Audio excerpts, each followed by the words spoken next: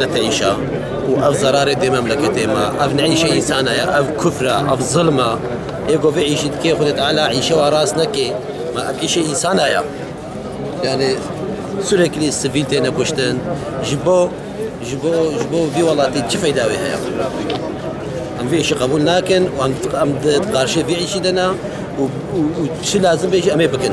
Evet, şimdi malumunuz olduğu üzere Diyarbakır'da, Elazığ'da, Van'da ve bölgenin birçok yerinde gerek PKK ve uzantıları tarafından birçok patlama yapıldı ve bu patlamada birçok sivil insanımız öldürüldü. Biz bu tür olayları lanetliyoruz, kınıyoruz ve bugün zaten bunu kınamak için burada toplanmış bulunmaktayız. Bu zihniyet er veya geç iflas edecektir.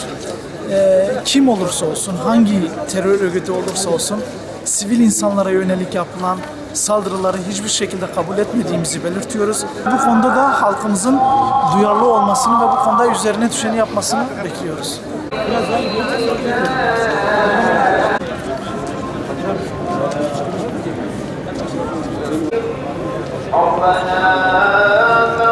Susmayacağız ve korkmayacağız. Siz bu halkın dostu değil, düşmanısınız. Siz bu halktan nefret ediyor ve düşmanlık yapıyorsunuz. Siz düşman ülkelerin ve şer odakların piyonusunuz. Halkımız size asla boyun eğmeyecek ve oyunlarınıza alet olmayacaktır.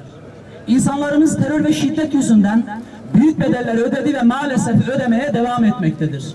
11 Temmuz 2016'da PKK'nın eylemleri durdu. 15 Temmuz 2016'da FETÖ darbe teşebbüsünde bulunuldu.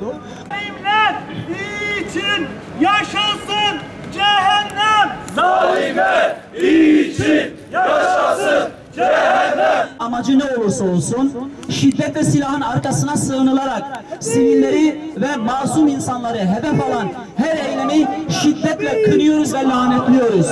Mardin Sivil Toplum Kuruluşları Platformu.